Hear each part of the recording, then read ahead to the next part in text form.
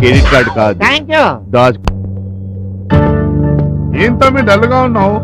ఆ సూర్యంగా నేను మోసం చేసినంట కదా, అది చూసుకోమంటావా? వదిలే నరసింగ, వాడి పాపాన వాడైపోతాడులే. అయినా అది కాదు కానీ తమ్మి, నీకు బిజినెస్ కు యూజ్ అయ్యే ఒక మనిషిని కల్పిస్తా తమ్మి. దా తమ్మి దా. వద్దు నరసింగ, నాకు ఈ రికమెండేషన్లు షార్ట్ కట్లు అసలు ఇష్టం. అదేం తమ్మి ఇంకా పాతకాలం మనిషిలా మాట్లాడుతున్నావు? నిన్ను మోసం చేసిన వాడికన్నా మించేది కాలి నువ్వు. రా తమ్మి, నువ్వు ఒక్కసారి గెలువు అంతోటి రాను. అవునులేండి రెడ్డి గారు, మీకు ఎప్పుడు అన్నలతోనే డిస్కషన్.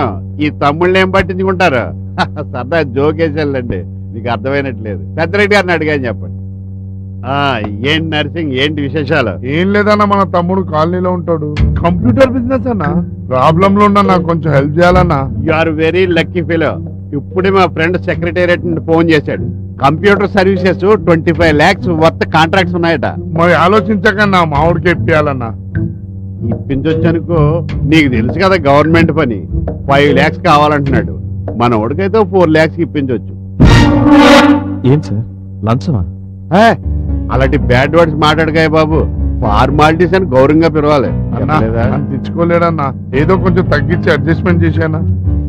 అంత ఇచ్చుకోలేడా? లేదన్నా. 3 లక్షలు కన్నా తగ్గించడం. మరి అయ్యో మర్చిపోయాను, ఎల్లుండే లాస్ట్ డే టెండర్ కి. ఆలోచించుకోండి, ఆలోచించి పెట్టు.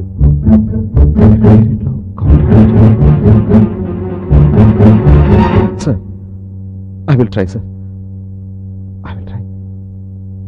లైన్ లో పెట్టు. వస్తానన్నా. నువ్వు బిజినెస్ కి పనికిరావు. ఓ పని చెయ్యి, నా మాట విను. నీ షాప్ నాకు అమ్మేసి నా దగ్గర జాబ్ లో జాయిన్ అయిపోరా. నిన్ను మోసం చేసిన వాడికన్నా మించేది కాదు నువ్వు. 3 లక్షలు కన్నా తగ్గించడం. మరి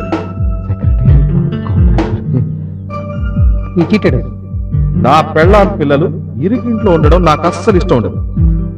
ఇదే నా సామ్రాజ్యం, దీనికి నేనే రాజుని, నువ్వు రాణివి. ఎల్లుండే లాస్ట్ డే టెండర్ కి. ఏమండి, భోజనానికి రండి. వస్తున్నా.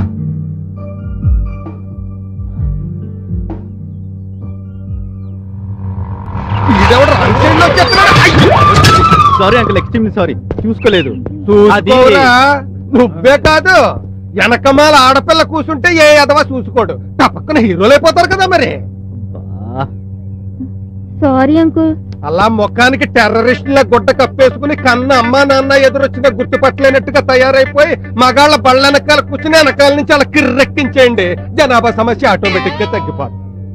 వదిలేయండి అంకుల్. అలా వదిలేసే రకం కాదు చలపతి. 500 వదులుతాను.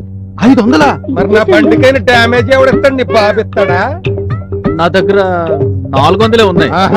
జేబులో డబ్బులుండవు కానీ సంపాదన ఉండదు. కానీ గర్ల్ ఫ్రెండ్స్ కావాలి, గర్ల్ ఫ్రెండ్స్. అయ్యా చలపతిరావు గారు, ధర్మవడ్డీలాగా దర్శనమిచ్చారు. మీ అమ్మాయికి బ్రహ్మాండమైన సంబంధాలు తీసుకొచ్చానండి. నువ్వు బ్రహ్మాండం అని చెప్పి తీసుకొచ్చిన సంబంధాలు అన్ని దిక్కుమాల సంబంధాలు. అలా కోప్పడకండి, మీరే చూద్దరు కానీ రండి. చూపెట్టలాగా ఏ ఫోటోలు తెచ్చినా ఏది సెట్ అయి సావట్లేదు. కోపగించకండి. దున్నపోతుల్లా పిల్లల్ని మేపి వాళ్ళకు డొనేషన్లు కట్టి ఇంజనీరింగ్లు MBAలు చదివించి మీకు ఫ్రీగా ఇవ్వాలంటే కొంచెం బాధగానే ఉంటుంది.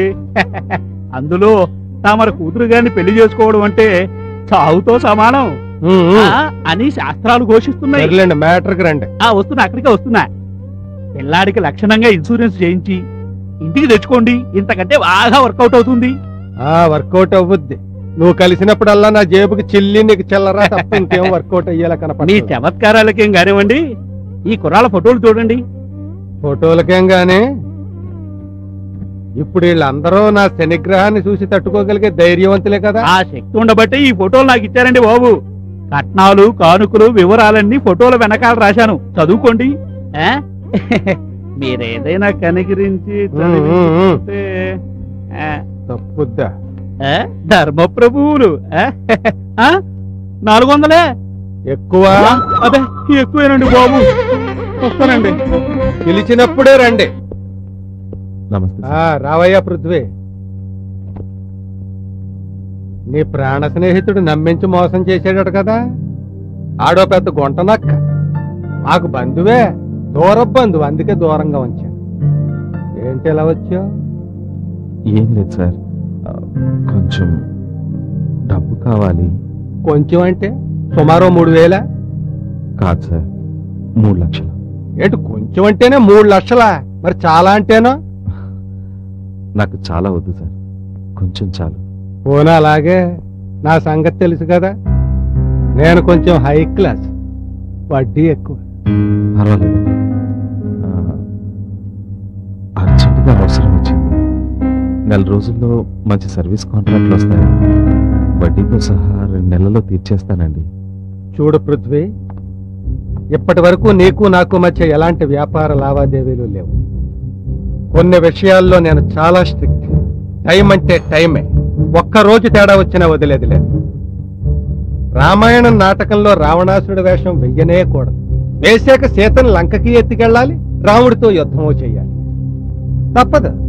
నా పని నేను పెర్ఫెక్ట్ గా చేస్తాను. అది రైటా తప్ప అన్నది నాకు అనవసరం. I know that sir. ఈ కాలనీలో ఇన్ని సంవత్సరాలుగా ఉంటున్నాను, ఏ రోజు ఇలాంటి పరిస్థితి రాలేదు. ఇంత అర్జెంటుగా డబ్బు సర్దుబాటు చేయగలిగేది మీరేనన్న నమ్మకంతో వచ్చాను. నీ నమ్మకం కరెక్టే. నాకు నీ మీద ఉన్న నమ్మకాన్ని నిలబెట్టి చాలు. వడ్డీ 4 రూపాయలు, నెలకి 100కి. అంటే 2 నెలలకి 3 లక్షలకి 24,000. అది మినహాయించుకుని 2,76,000 ఇస్తాను. బ్యాంక్ నుంచి డ్రా చేసి డాక్యుమెంట్లు రెడీ చేసి ఉంచుతాను. సాయంత్రం వచ్చి సంతకాలు ఇట్టుకి యాసెట్కి. చాలా థ్యాంక్స్ సార్, మీ మేలు మర్చిపోలేను. అక్కడితో ఆపే. నీ రుణం తీర్చుకోలేని లాంటి మాటలు నా ఆఫీసులో మాట్లాడక, డ్యామేజ్ అయిపోయి నాకు నీకు. అలాగే సార్. నమస్కారం సార్. రా పృథ్వీ, కూర్చో. ఆలోచించుకున్నావా, క్యాష్ పట్టుకుని వచ్చావా? డబ్బుతోనే వచ్చాను సార్. గుడ్ సార్, ఎంతో కష్టపడి ఈ డబ్బు సర్దుబాటు చేశాను. ఇలా చేస్తున్నందుకు మనసులో ఎంతో బాధగా ఉంది. అయినా పర్వాలేదు సార్, సెక్రటేరియట్ లో నాకు కాంట్రాక్ట్ వస్తే నా లైఫ్ మారిపోతుంది. పృథ్వీ, ఈ డబ్బు గురించి మర్చిపో. నేను చూసుకుంటాను కదా. ఓ 4 రోజుల్లో ఈ కాంట్రాక్ట్ నీదవుద్ది. పార్టీ చేసుకుందామా? ఓ పెగ్గే. సార్ వద్దు సార్, వద్దు సార్.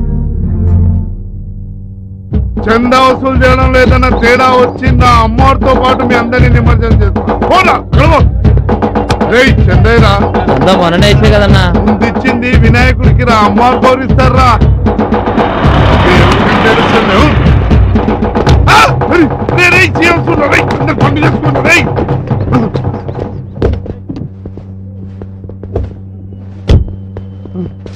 అన్నా నమస్తే అన్నా, బాగున్నా అన్నా? సార్ బాగానే ఉన్నారు, మీరే బాగున్నారు. ఏం చేస్తున్నారు ఇక్కడ? జన్మభూమి అన్నా, శ్రమదానం అన్నా, ఇది లేలే రాజు పల్లె బాట అన్నా. ఏంట్రా ఏషాలా? ఆ బాంధీ కొడుకు సోమబాబు గారు సంత ఆడుతూ నకరాలు చేస్తాడు. అయిపోయి మనం తాగడానికి వసూలు చేస్తున్నామని నిజం జనాలు చెప్పాడు. అయ్యి బాబాయ్, నాకేం తెలుసు, నేను ఇక్కడికి రాలేదు. బాబాయ్ ఇదేరా నువ్వు చేస్తున్న ప్రజాసేవ? లేదన్నా, దేవుడి సేవ అన్నా. దేవుడి సేవ అంటారు? వినాయకుడు ఏ దేవుడు కొడుకు? అన్నా తెలియదంటన్నా. నెక్స్ట్ టైం చంద చేసే ముందు కనుక్కొని చేస్తానా. దుర్గాదేవి ఏ రాక్షసుని చంపింది? అమ్మో, ఈ సంపుకోవడాలు పొడుచుకోవడాలు నాకు తెలియదన్నా. ఎప్పుడన్నా గుడికి వెళ్ళావా? అమ్మతోనన్నా నేను వెళ్ళలేదన్నా. రోజు దేవుడికి దండం పెట్టుకున్నావా? పెట్టుకోనన్నా, నేను ఎప్పుడు పెట్టుకోనన్నా. ఏమి చేయని నీకు దేవుడి కార్యాలు ఎందుకురా? ఏంటి అరిచబల్ సార్, వీళ్ళ లోపలేసి కుళ్ళపడితే అన్నా తప్పైందన్నా. మళ్ళీ ఎప్పుడు చందయ్య అన్నా, భగవంతుతో పెట్టుకోనన్నా. తప్పైందన్నా. మీరు తాగడానికి దేవుడి పేరు మీద ఎందుకు చందాలు వసూలు చేస్తారు? రాస్కల్స్. ఇంకోసారి దేవుడి పేరు మీద చందాలు వసూలు చేస్తే చెమడాలు తీస్తాను. కానిస్టేబుల్, వీళ్ళని కాలనీకి తీసుకెళ్లి ఎవరి దగ్గర ఎంత డబ్బులు వసూలు చేస్తారు కనుక్కొని వాళ్ళ డబ్బు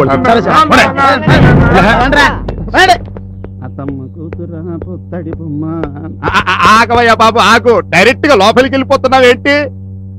భగవాన్ గారిని కలవాలి. భగవానా? ఆడెప్పుడో జెండా పీకేశాడు. జెండా పీకేయడం ఏంటి? ఈరోజు నన్ను కాంట్రాక్ట్ కోసం రమ్మన్నారు. అలా చెప్పాడా నీతో? ఆమె నేను ఎంత నొక్కేశాడు ఏంటి? 3 లక్షలు ఇచ్చాను. ఇప్పటికి నువ్వు 10వ వాడివి.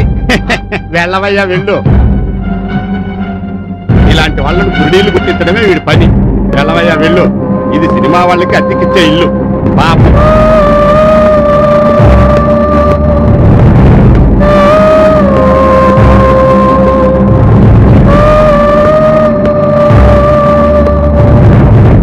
రే బామ్మర్ది, బావా ఆ వీడియో షాప్ సుబ్రహ్మణ్యం గడికి లైన్ కలుపు. 4,500 వడ్డీ బాకీ ఉన్నాడు. 3 రోజుల్లో ఇచ్చేస్తున్నాడు. 6 రోజులు అయిపోయింది, ఇంతవరకు అతి గతి లేదు. ఈ నెంబర్ తాత్కాలికంగా పనిచేయట్లేదు అంటుంది బావా. పని చేయదు, బిల్లు కట్టి ఉండడు. టెలిఫోన్ బిల్లు కట్టిన ఎదవ మనకు వడ్డీ ఏం కడతాడు? ఆడి షాపుకి కూడా తాళాలు అడిపోతాయి. నమస్తే అంకుల్. రావయ్యా, నువ్వు లోపలికి వెళ్ళి. వచ్చాడు. ఏంటి మీ పృథ్వీ కొంప బాగా ముంచేవంట? కొంప కాదండి, షాపు. ఏదైతేనే ముంచడం కరెక్టేనా?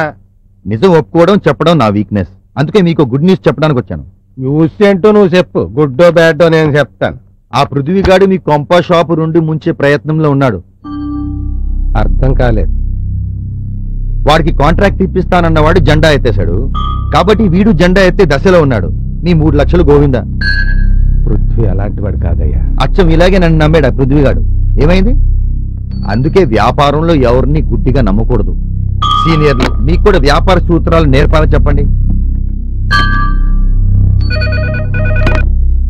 హలో, పృథ్వీకి ఫోన్. ఎవరు? చలపతిరావు గారా?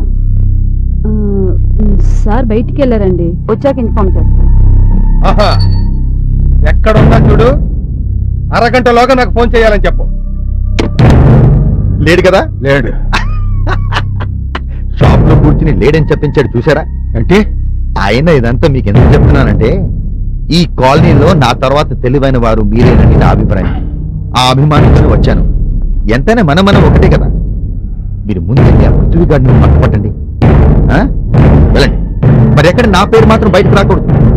అసలు నా ఎదుగుదల చూసి కులుకుంటున్నాడు. బాబు దండాల. అమ్మా నమస్కారం. Sir good morning. నా పేరు చలపతి అంటారండి. ఒక ఎదవకి అప్పిచ్చి ఆడు తప్పించుకు తిరుగుతుంటే ఎర్రి ఎంగళప్పలా నిలబడ్డ ఎదవని. సార్ ఏం అన్నమాట? ఎరా నీకు అంత ఎదవలా కనిపిస్తున్నానా నేను? నా బాకీ ఎక్కొట్టి తిరుగుదాం అనుకుంటున్నావా నువ్వు? సార్ పిచ్చి పిచ్చిగా మాట్లాడండి. అవును మరి, నాకు పిచ్చి. నీ మొఖం నచ్చి, నువ్వు చెప్పింది మెచ్చి, 3 లక్షలు తెచ్చి నీకు అప్పిచ్చి, బోల్డ్ గడువిచ్చి, వడ్డీ తెగ పుచ్చి, బాకీ వసూలుకి నీ దగ్గరకు వచ్చి నువ్వు పచ్చిగా రెచ్చిపోతున్నా సిగ్గుతో చచ్చి పిచ్చి చూపులు చూడడం పిచ్చి చిచ్చి. రేయ్, ఆడవడో నిన్ను మోసం చేస్తా, నువ్వు నన్ను మోసం చేద్దాం అనుకున్నావురా? సార్ కాస్త మర్యాదగా మాట్లాడండి సార్. బాకీ ఎగ్గొట్టేవాడితో మర్యాదలేంట్రా? సార్ మీరు ముందు బయటకు వెళ్ళండి. ఏం మాట్లాడుతున్నారు? నేను వచ్చి మీతో మాట్లాడతాను. బయటకు వెళ్ళండి సార్, బయటకు వెళ్ళండి. నువ్వు నన్ను బయటకు పంపేదేంట్రా? నేను మెడపట్టుకు బయటకు కట్టుతాను నిన్ను. ఒక్కడు దగ్గరకు వచ్చిన సెలపతంటే ఏంటో చూస్తారు. ఈది రౌడీ దగ్గర నుంచి స్టేట్ రౌడీ దాకా అందరికీ అప్పులిచ్చి వసూలు చేసుకోవడం చేత నేను సేవన్న సెలపతి రాయుడు. తక్కువగా అంచనా వేసి నన్ను అయినవరే. ఇక్కడ జీతాలే సరిగ్గా ఇవ్వలేండి, ఈడి దగ్గర మీకు ఉద్యోగాలు ఏంట్రా? బతుకు చాడా పోరా బయటికి. బామ్మర్దే షాపుకు తాళాలు ఇచ్చారా? రాత్రి బయటికి. నీలాంటి సీటింగ్ నీతిలోకి ఇడిచి పబ్లిక్ లో పెట్టి సావ కొడితే తప్ప మిగతా అప్పులు తీసుకున్న కొడుకులకి బుద్ధి రాదురా. లక్షలు అప్పులు చేసి ఐపీఎల్ పెట్టేస్తే నెత్తి మీద కొట్టేసుకోవడానికి నేను ఏమన్నా కోఆపరేటివ్ బ్యాంక్ చేయమన్నా? లేకపోతే నువ్వు అర్థమైన షేర్లు కొని రాంగ్ స్కీముల్లో చెయ్యి కాల్చుకుని ట్రస్ట్ బ్యాంకుల చేతులు తెస్తే డోరు మూసుకోవడానికి నేను ఏమన్నా బ్యాంక్ ఇన్వెస్టర్ చేస్తాను? ఆ రోజే చెప్పాను నా పనిలో నేను రావణాసురుణ్ణి అని. మళ్ళీ కట్టిస్తామంటే కాళ్ళు కొట్టేస్తాను. ఎత్తవా కట్టి తిని పైసా కూడబెట్టి నీలాంటి ఎద్దవలకు అప్పులిస్తే ఎక్కొట్టేస్తారా? పండ్రా ఏంట్రా ఇక్కడ చూస్తున్నారు? తాళాలు ఊరుతో ఉన్నోడైతే తప్పించి తాళాలు ఎత్తి కడతాడు, లేకపోతే ఇష్టం మీకు సత్తాడు.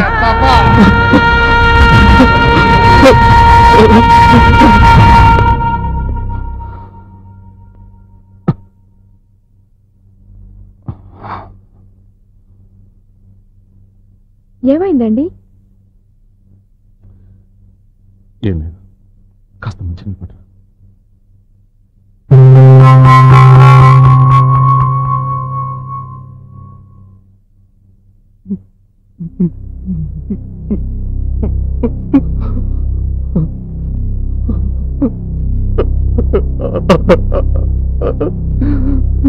ఏమండి?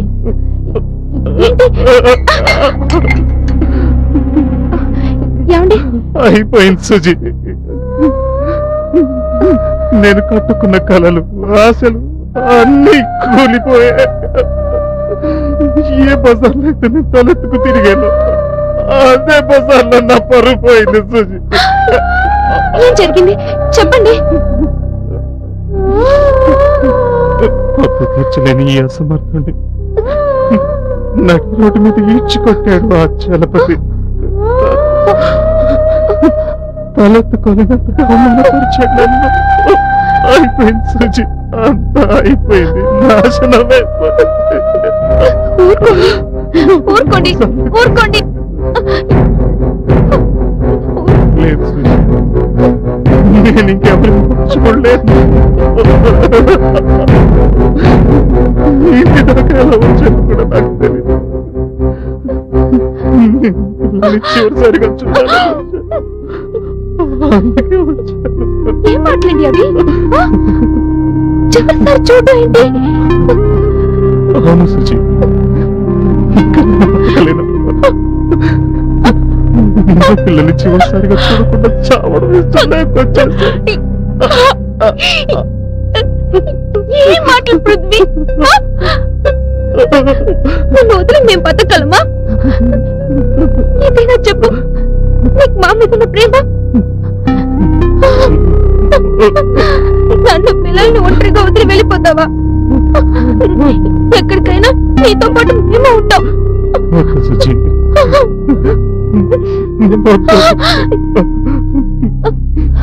ఇది నా ఒక్కడి ఫెయిల్యూర్. దీనికి మిమ్మల్ని శిక్షించలేదు సుజీ. ఏంటండి నేను లేకుండా బ్రతికే బ్రతుకన్నా పెద్ద శిక్షణ ఇది. వద్దండి, వద్దు, మిమ్మల్ని వదిలి నేను ఉండలేను. ఆ రోజు మీ వెంట వచ్చేసిన ఆ సుజి ఈ సుజి ఎప్పుడు ఒకటే. మీరంటే నాకు ప్రాణం అండి. మీరు నాకు కావాలి. చావైనా బ్రతకైనా అది మీతోనే.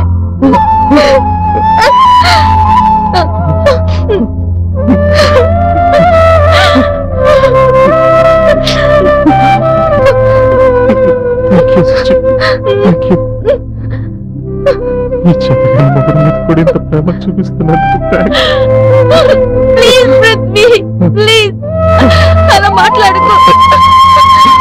నాకెప్పుడు నువ్వే హీరో, చావులోనైనా బ్రతుకులోనైనా. మరి పిల్లల వదిలేసి వద్దు సుచి, నువ్వు పిల్లలు ఇంకేం మాట్లాడకండి. మీరు లేకపోతే నేను లేను. మనం లేని పిల్లలు అనాథలుగా మిగిలిపోవడం నాకు ఇష్టం లేదు. చూడండి, వాళ్ళని మనతో పాటు తీసుకుపోదాం.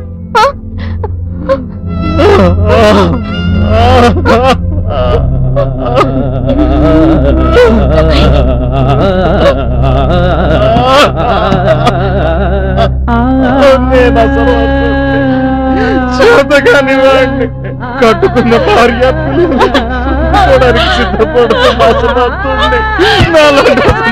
నిజంగా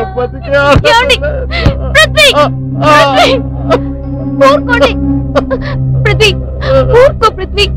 మీరు అసమర్థులు కాదు.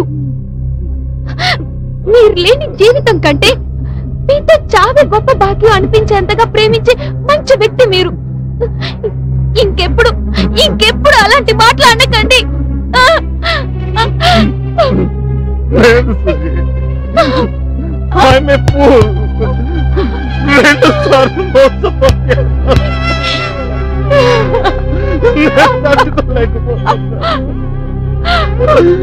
నా చుట్టూ శరీరాన్ని తట్టుకోలేకపోతున్నాను చూసి క్షణ క్షణం అవమానంతో మనసు కదిలిపోతుంది.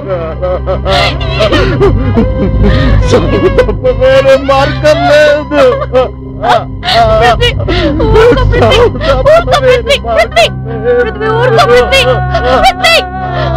పృథ్వీ, ఇదిగో చూడు, పిల్లలు ట్యూషన్ నుంచి వచ్చేస్తారు. పిల్లలు రాగానే మన ఆంటీగా చచ్చిపోతాం. పృథ్వీ, నా మాట విను.